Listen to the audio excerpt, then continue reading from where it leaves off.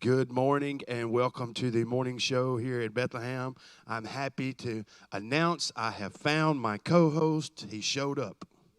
Bro, it's been good to have you. It's always good to have you. It ain't just been good. I said that like past tense, but it's always good to have you on with me. You and I always have a great time. Last week you were out. I missed you. I gave you a shout out. I didn't get a comment back from you. But, Man, I don't think I was on at the time yet. Yeah. I think I hopped on maybe like right after. Okay.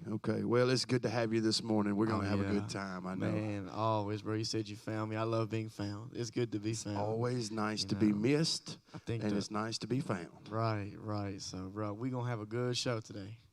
We are. Tell me what you've been up to, man. Man, bro, this weekend we had a conference in Faith Apostolic Church. And really, that's what we've been up to this weekend. We've just been playing at it, just having a good time. Is that the singles conference? That was their singles conference, yeah. Yes. Cool. Well, you're not single, though. Well, it's kind of like single and unmarried. So, oh, okay. Which I didn't go. I went because I got asked to play. I understand. Well, that's cool. Got to meet a lot of new people, I'm sure. Be surprised. Yeah, a lot of single people out there, huh? Nah, not really. Really? I don't think so. I don't think that's there's okay. like that many single people, you know. Okay, well. But it was a good turnout. But the ones that are there are single. Yeah, I guess. I mean, I don't know. I didn't go around asking. Why? You should. I would suppose. I mean, what's interesting was like the praise team was made of pretty much everyone was married except me, Lauren, which is my girlfriend, and another guy. Yeah. So. Okay. Well, cool. So. I know a few people that went, and they really enjoyed it. So yeah. It was fun. It was awesome. fun. We had a good time. Who preached? It was brother. So it was a few speakers. Okay. First night was brother Bishop Carpenter. Yeah, but that was good. Yeah, that was really, man, you know, Brother Carpenter's always got a word from the Lord. Sure. And then we had Sister Batson. Yeah. She spoke and the next day in the morning along with Brother Scott Shelton, and I can't remember the name of the other woman. Sister Batson's always got good stuff to say. Oh, yeah. For sure. She spoke at the prison conference the other weekend at down in Greenwood, and, man, she done a great job. Yeah, she got to talk a little bit about her testimony and everything that the Lord brought her through, and it really ministered to a lot of people. Absolutely. That's so good. You know? So always good, for sure. Yeah. And at the end, what I think was really cool, the last speaker, once he was getting to a close in his message, he had felt impressed to get Brother Nathan Batson and his wife, Sister Batson, to kind of stand in front and pray over people to kind of impart healing. Oh, that's cool. So that was neat. That was really neat. Yeah, I'm sure Brother Batson was enjoying that. He likes stuff like that. So he's a great altar worker. They were having a good time. Man.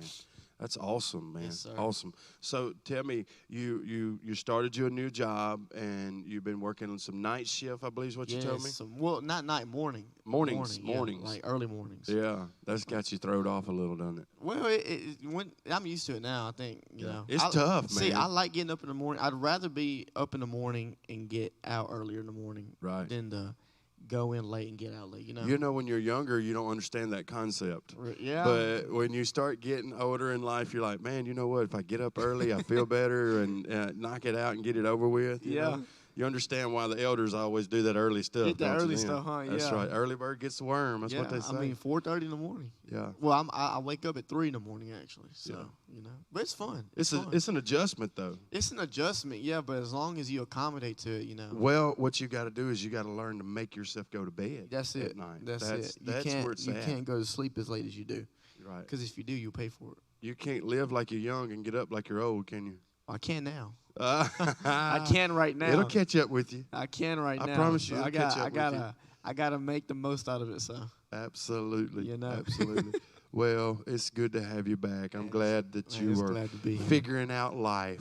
You're in that middle. You're in the middle. You're trying to be an adult, still being young at the same time. We letting the Lord lead or whatever. We got a good church that's covering you in prayer, though. Good. I had to pick her. You shouldn't have missed last week. Don't we all need it, though? You left me up here with all those ladies last week by myself. You fit right in. Did I? You fit right in. You know, I think you fit right in. I seen you. Y'all had the couch out and everything. Telling you, I was outnumbered, bro. I needed your help. When the couch is out on the morning show, that's when you know it's gonna be a fun show. Yeah, it was good too. Yeah, it was. Man, I had fun. Those ladies they was spitting it out there like ladies do. You know, they talk a lot, but anyways, I'm gonna get in trouble if I don't shut up. That's why you fit right in.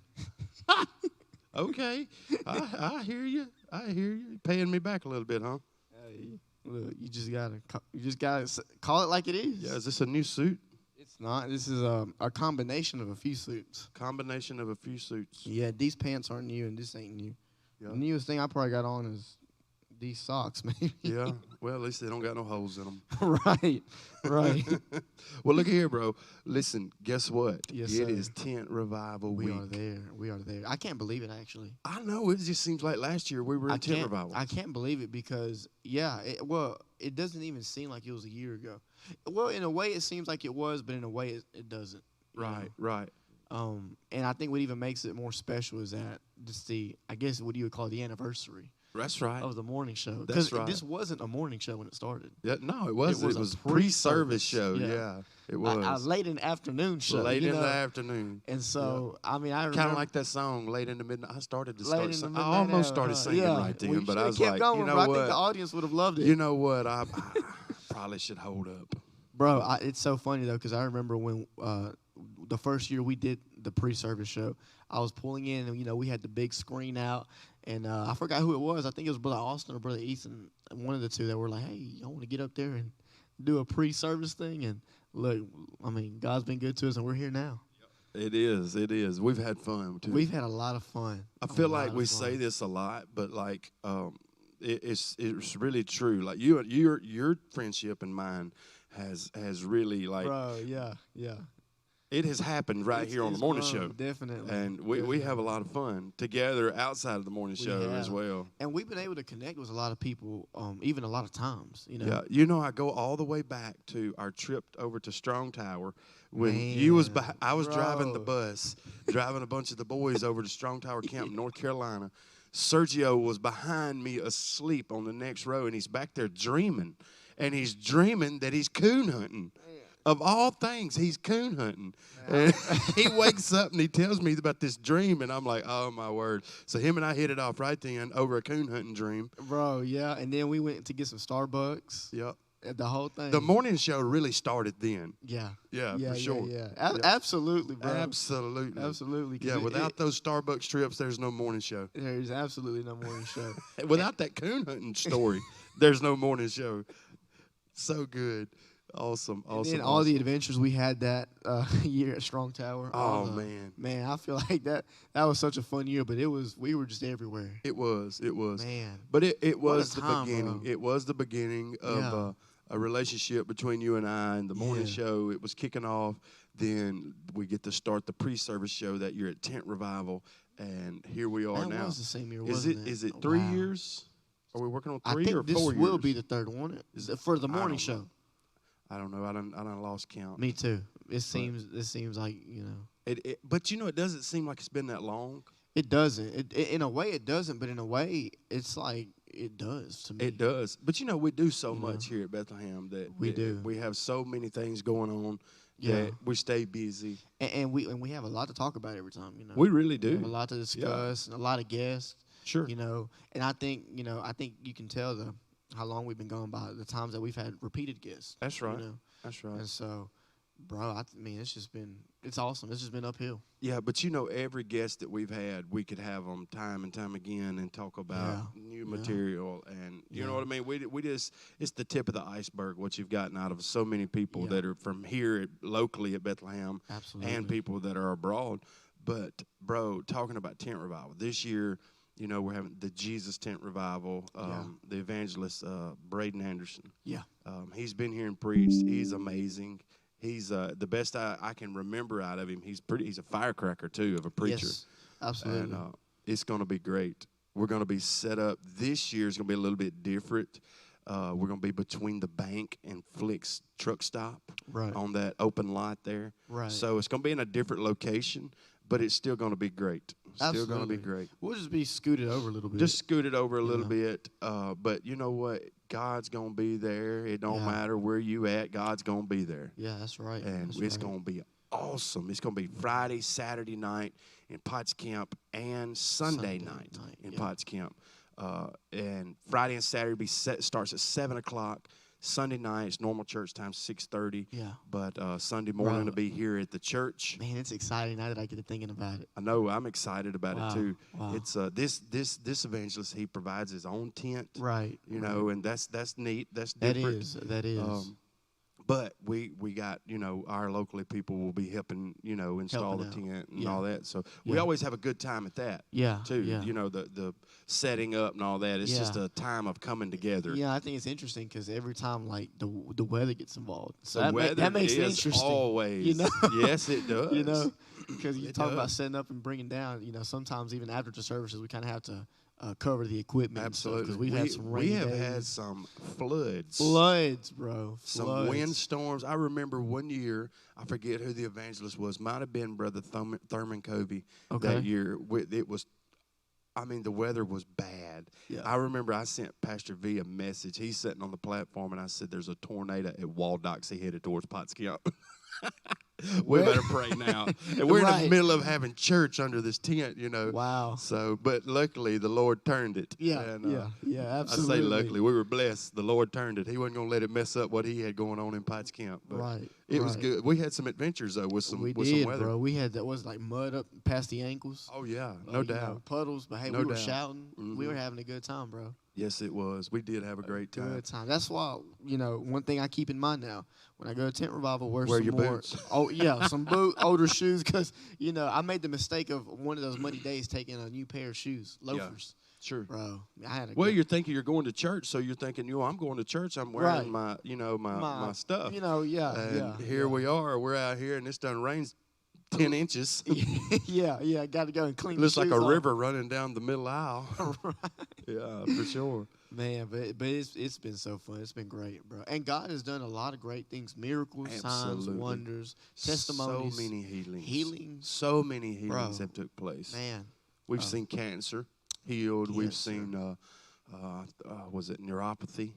Yeah, Brother Travis. That's what it was. He was healed of that. So many more, and here I am done started naming, and I'm not going to get to all of them, but God knows, and we know that He's done miraculous things. He has. He delivered me from cigarettes about 4 years ago at the tent revival. At the very first tent revival, God quickly, delivered me of cigarettes just like that. Took the taste out of my mouth. I haven't smoked since. Wow. And bro, that was big for me.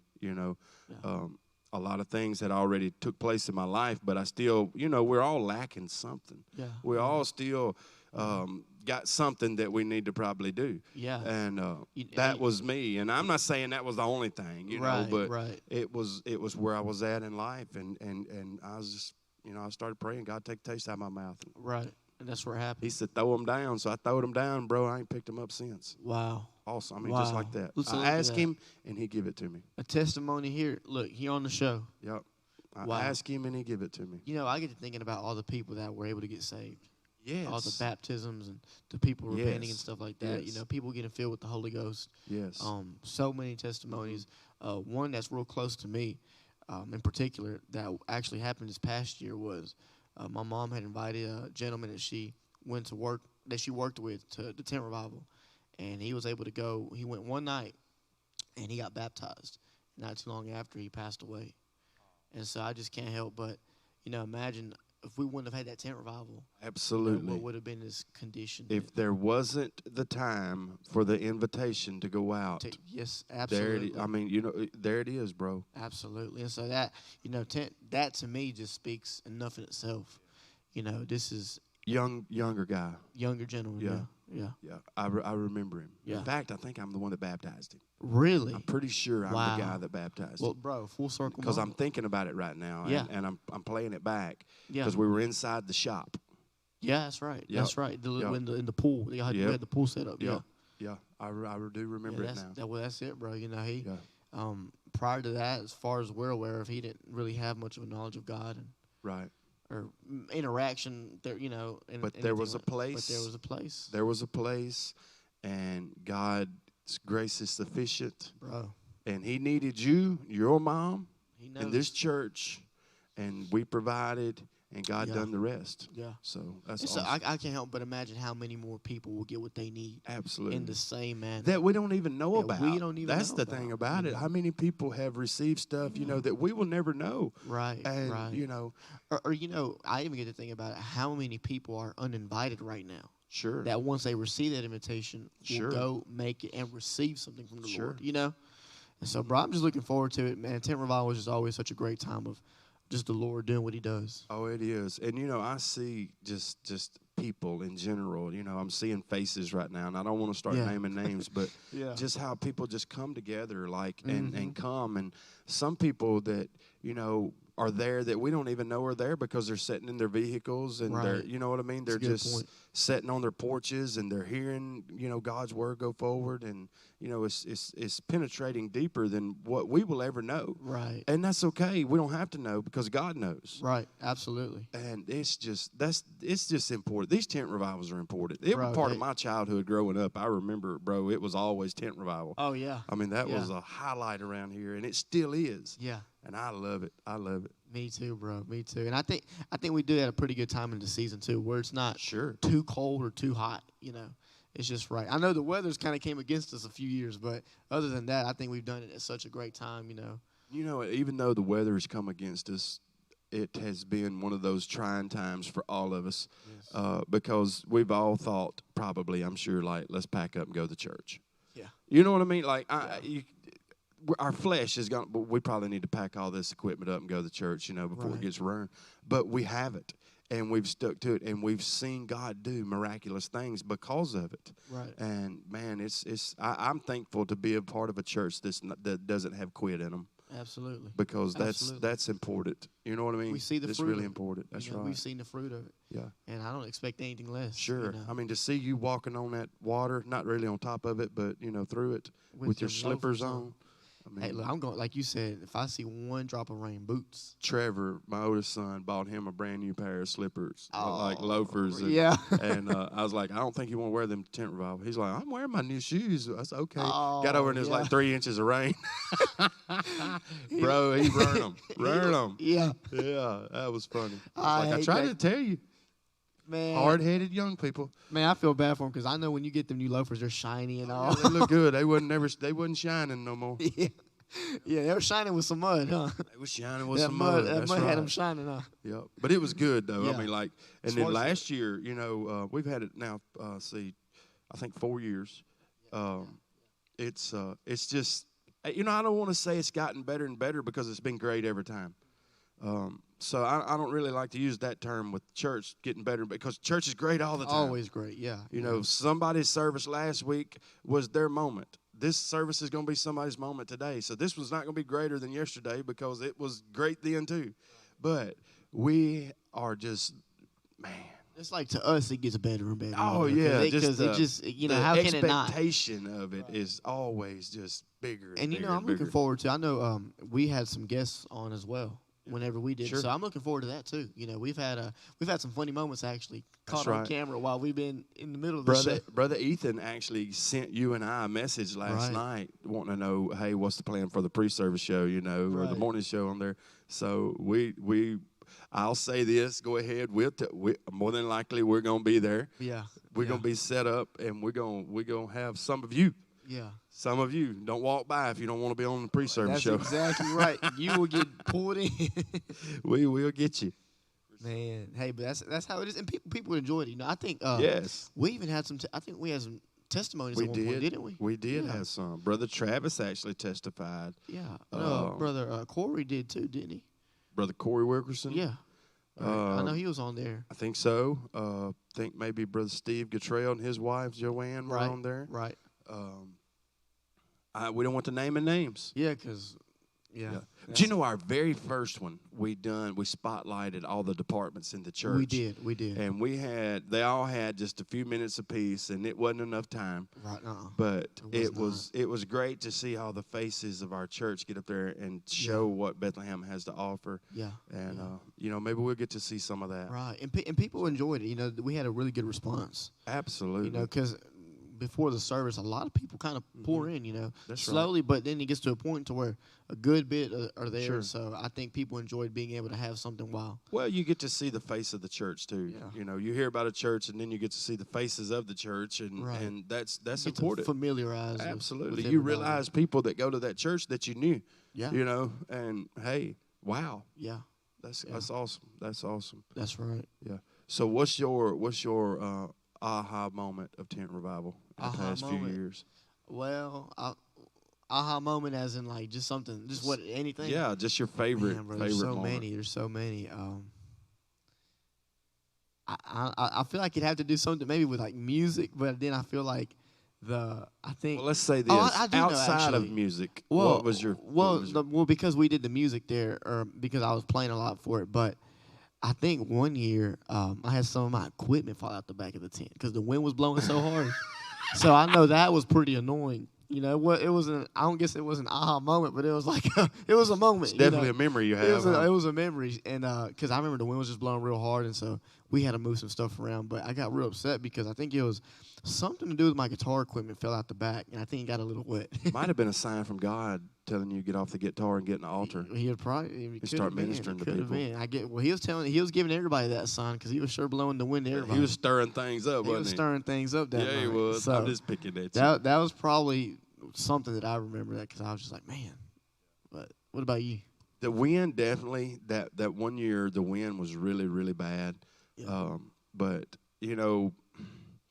last year, I really have two. One is being delivered from cigarettes. Yeah. That'll always be, just something special between me and God. I mean, because you're talking about a person that smoked cigarettes for over 20 years. You know what I'm saying? And like I tried and quit, and I always planned to quit, but I never just done it. And God said, well, let me show you how it's done. Well, just like that. you just had to do it. Huh? And, that'll always be a moment for me the rest of my life. And I'll always be attached to tent revival. Yeah. For one, it was my mom and dad's shop, that it was in. That's right. Two, it was a tent revival. Three, God did something personally for me. He helped me do something personally in my life. So that'll always be probably my aha moment. Well, now that I think about it, I think maybe my aha moment would be the whole tent revival in itself. I had never gone to something like that.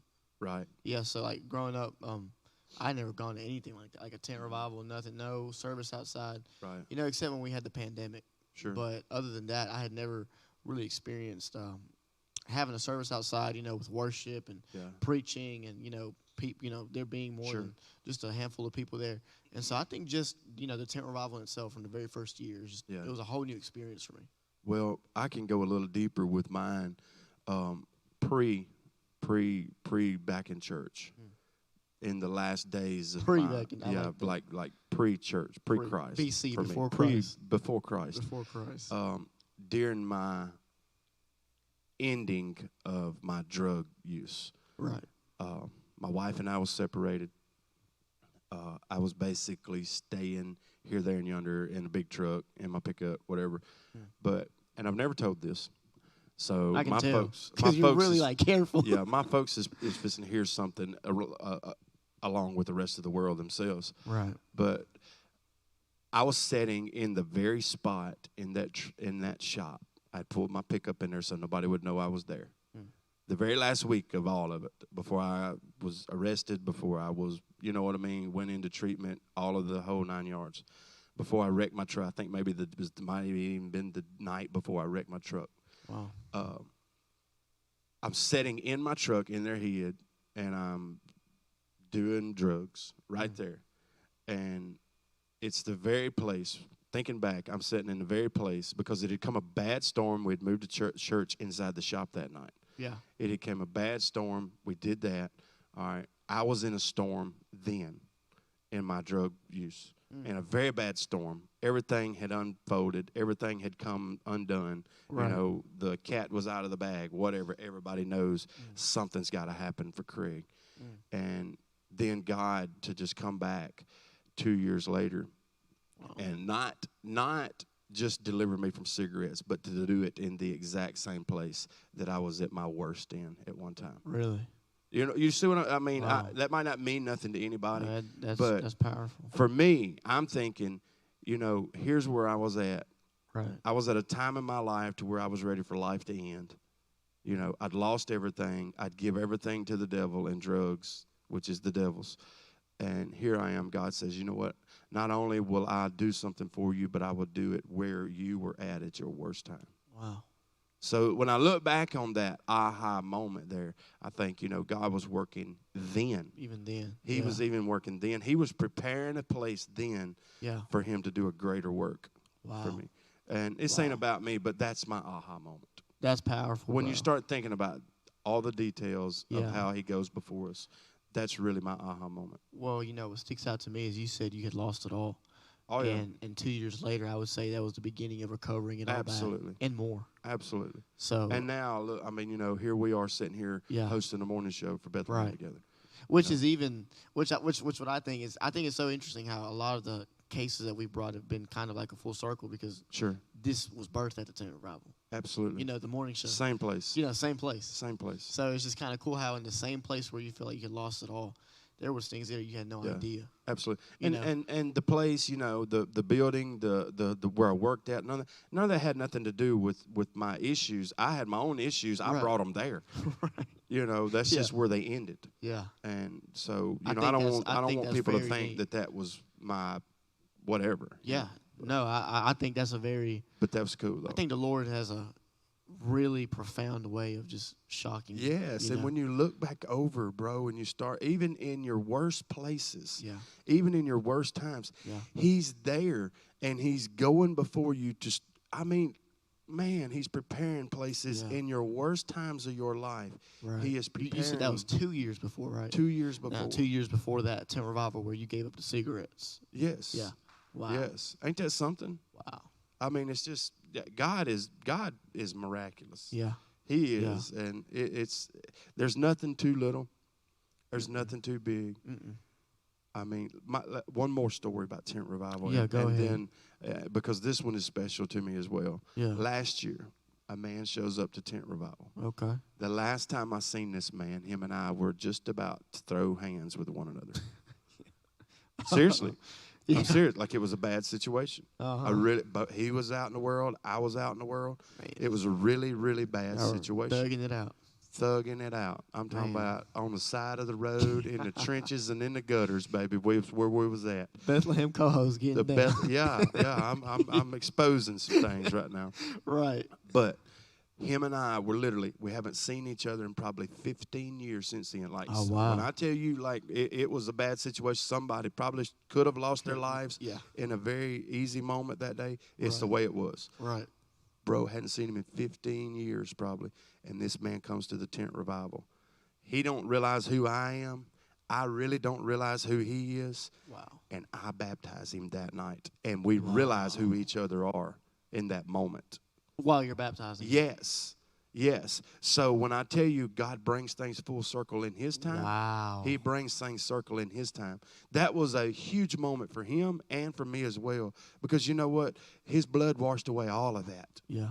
When he got he used me to baptize him, but he washes away everything. Yeah. For the both of us. That's awesome. Wow. So that's powerful, that's huge, bro. That's huge. Powerful. Because you said one of y'all about lost y'all's life.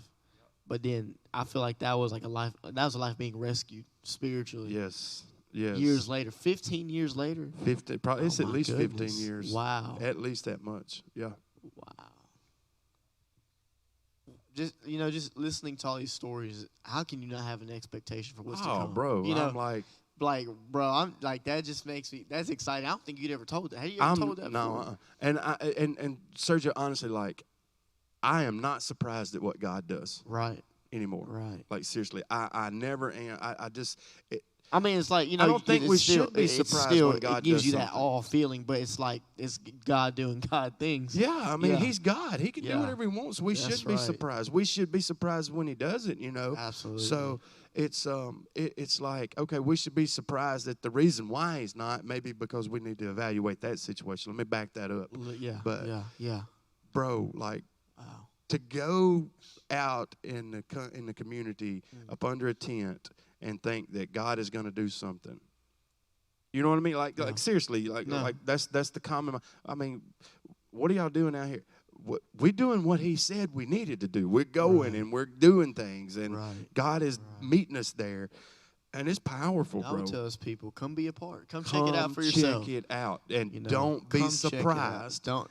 Don't be surprised when that situation that you have or have had all your life is gone when you leave.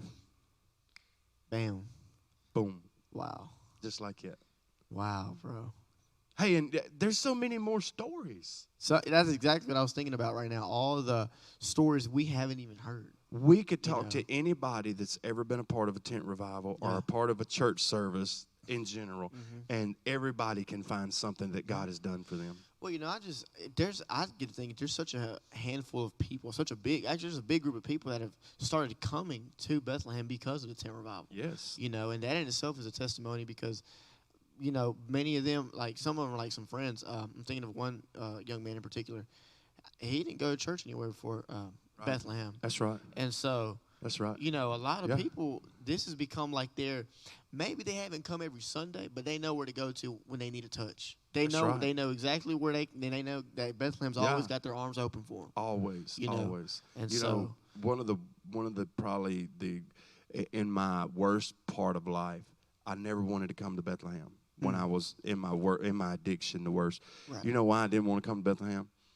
It wasn't because I thought that I was going to be judged. It wasn't none of that. Now, my mind, my flesh at the time was probably saying those things. Right. But it was because I knew I couldn't walk in those doors and feel the presence of God that I knew was here and keep doing what I was doing. Yeah.